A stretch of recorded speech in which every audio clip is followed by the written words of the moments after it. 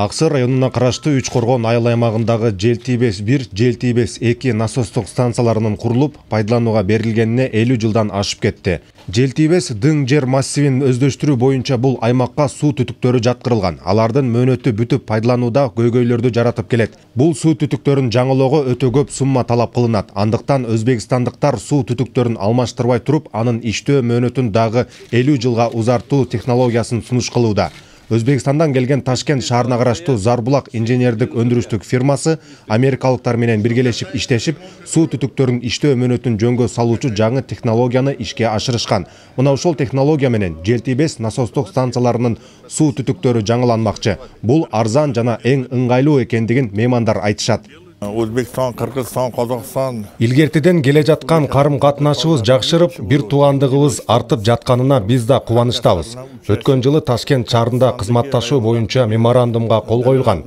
Анын алкагында биз коңшуларга жардам берүүгө келдик. Америкалык жаңы технологияны колдонуу менен пайдалануу мөөнөтүн бүткөрүп, суу түтүктөрүнүн иштөө мөөнөтүн алмаштырбай туруп, узартуу технологиясын өздөштүргөнбүз. Аны сиздерде да колдонууга болот деп ишенебиз. Насостук станцияларынын суу түтүктөрү узундугу 5600 метр. Учурда бул суу түтүктөрү мөөнөтү бүтүп бузула баштаган. Бул аймакта буга чейин 839 гектар аянтка суу жеткирилип турган. Суу түтүктөрүнүн ордунда иштөө мөөнөтүн узартып берүү сунушун беришкен. Эгер каржы маселеси чечилип калса, элдин сууга болгон муктаждыгы чечилип, жер аянттары кайрадан ишке кирет. Бул технология ишке ашып калса, Жалал Абад облусунда көп суу насостору ишин жандантат.